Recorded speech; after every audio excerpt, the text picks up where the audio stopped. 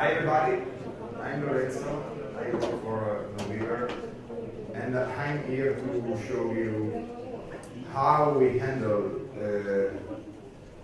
large-scale deployments in the sense of thousands of small clusters with a complex level of services on top in a completely automated manner thanks to OpenNebula. So, what I'm willing to say here is that OpenNebula has an impressive power to simplicity ratio, which is, I think, at least we didn't find anywhere else in private cloud products that you can evaluate out there in the wild. So we had some specific needs. So we need to deploy hardware clusters around the globe.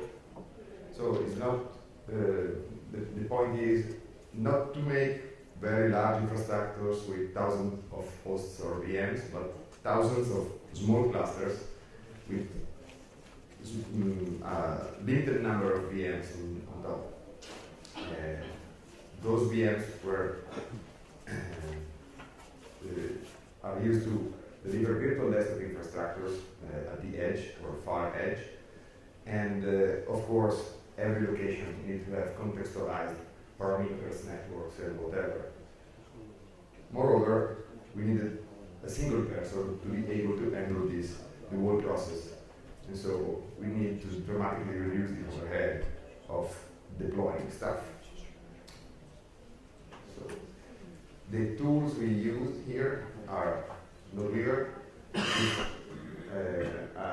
hyper-converged edge cloud solution that is based upon OpenNebula, provide distributed file system, integrates disaster recovery and backup tools, can be installed by a drunk monkey and operated by a pizza guy, and basically provide reliability where you don't have a reliable infrastructure or environment. Think of server closets where you don't have UPS or whatever. So it is built to survive to very harsh environments, and of course it uses OpenNebula at its core, and no other software will support the stress these kind of environments are posed to. For this project, we are using Packet, as probably you already know it, and it's in two words, is IT form. So you got a very powerful hardware, Mellanox 5 NICs and spicy specs, and a server. You can SSH into a server request, a bare metal, from the very BIOS boot console in 60 seconds. So you request a server, and you have a node somewhere in the world in 60 seconds, and it's impressive. Network performance is one of the cherry on top. GitLab, you probably all know it, is a source code management on steroids that you can bring on premise, and we use it to define a tree of configurations to be automatically deployed at the edge.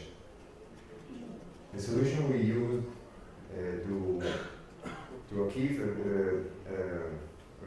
robust virtual desktop environment to the end users is UDS Enterprise, which is basically a system composed of multiple VMs. You got a connection broker and exposes virtual desktop via HTML5 interface and can connect to a number of backends. One of these is OpenNebula, and also make things easier when it comes to deploy a new desktop, join it to the domain, and all this kind of stuff is completely automated, and you can contextualize the installation, and so it's very easy to bootstrap complex virtual desktop environments in any location you want using UDS. So, just an overview of how we get to the results And if you need more information, you're free to stop me wherever I'm working out here and ask, and you'll be given. So, first thing is to boot some packet instances. And one thing Packet recently introduced was L2 networking. So you can split the two melons of each packet host to have the layer 3 elastic IPs, so the public IP blocks you can borrow, and on another interface you got a private network which is only in the private space, and that is the one we use for distributed file system and all the operationals behind the scenes. So every host is connected with a public interface and a private interface, so to keep things safer and also quicker, so you don't have to route your private stuff around. To let the magic happen, of course you need to take care to properly contextualize your packet project with your keys or the keys of your GitLab CI chains and whatever you are going to use to leverage their APIs or NodeWeavers. So once you get the host deployed, there are minimal manual intervention, but it can be completely scripted too. So you boot a host, you add the L2 layer, and you change the host networking mode to mix it, which is the one which splits the LACP into two different connections. Then you create a Git tree, and you set a token to give your automatic deployment read-only access to it. The tree you need to create is going to define the properties of your infrastructures out there. So you have host configurations, which can be the public IP that you can grab from your actual packet host list, or if you deploy hardware into the wild, you can fit the first MAC address there. So the auto deployer will recognize which hardware is home, will check if there's a configuration for him on the Git repo and download the configuration in order to apply everything you need. Basically, the host configuration, you have to define the belonging to a cluster, the name of a cluster, eventually management IP there, and then on the cluster configuration, you define all the stuff that you need, such, passwords, templates, services, or the marketplace you want that cluster to grab images from.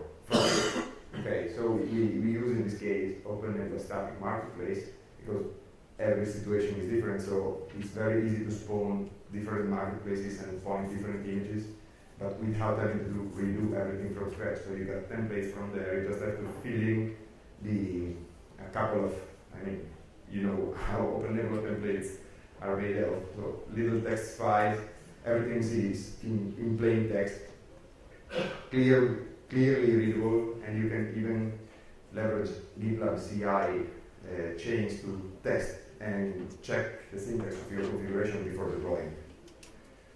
So once you have your system booted, you launch the auto deployment script.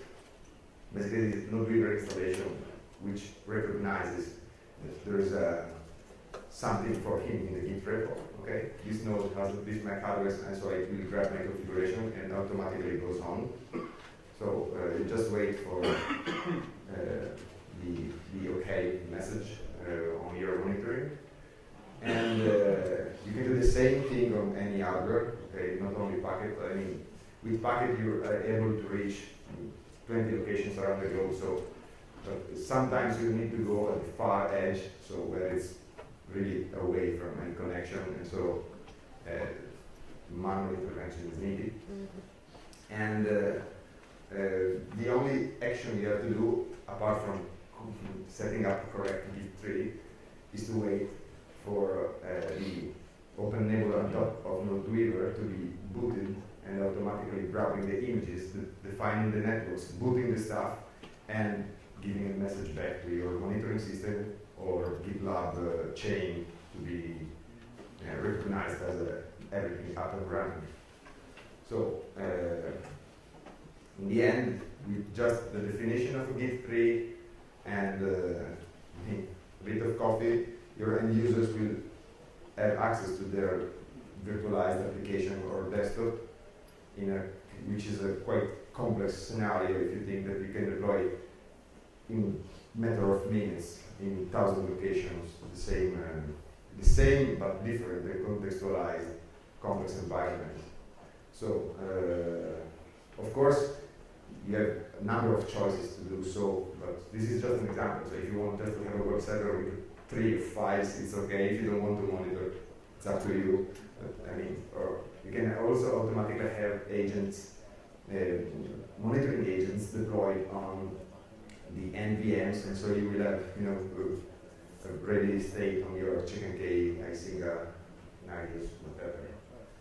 So here, all this configuration stuff and whatever gives you the ability to reduce human error, because once it's scripted and it's tested through a CI chain, you're pretty sure there is no dumb sysadmin at that location making errors.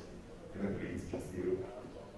You get the job done in much less time, and of course, you need less people to follow more users, and you can scale.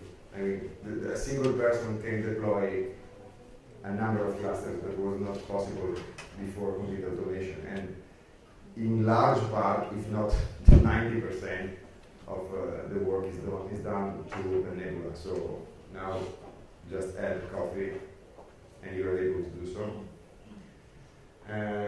Thanks. So if you have any questions, here there's our implementation of the how we grab the layer 3 elastic IP blocks from packet data, and we set correct routing on the OpenNebula master. So feel free to grab it, use it, test it. And also our partners at UDS encourage you to give a try, since UDS Enterprise is open source and that's also an enterprise version which is free forever. And if you are looking for some virtual desktop solution, this is drop-in compliant with OpenNebula. So you're welcome to test it. And so I try to make it quick in order to get to lunch. Yes, no. And we go over. Absolutely.